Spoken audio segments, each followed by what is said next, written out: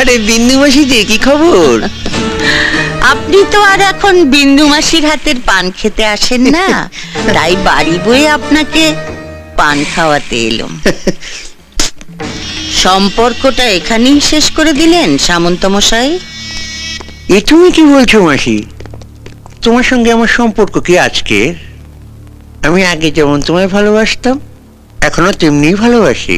এর চেয়ে বেশি বলার আগে আপনার লোকদের সরে যেতে বলুন সামন্ত মশাই।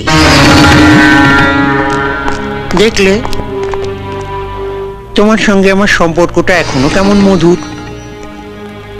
গার্ডদের সামনে তুমি আমায় গালাগাল দিলে না। এবার দেব। আমি জীবনে অনেক হারামি দেখেছি, কিন্তু আপনার মতো এক পিসও দেখিনি। এই যে সাদা ধুতি পাঞ্জাবি পরে মন্ত্রী হয়ে হিল্লি দিল্লি ঘুরে বেড়াচ্ছেন, কার জন্যে? আমার জন্যে, এই বিন্দুবাসীর জন্যে। ভোটের সময় বুথের সামনে বোমা ফেলে ছাপ্পা মেরে আমার ছেলেরা 60% ভোট আপনার পকেটে ঢুকিয়ে দিয়েছিল। তারপর আপনি জিতেছিলেন, তারপর আপনি মন্ত্রী হয়েছেন। আমি কি সে কথা একবারও অস্বীকার করেছি মাসি? চুপ হারামজাদা, আগে আমাকে শেষ করতে দে।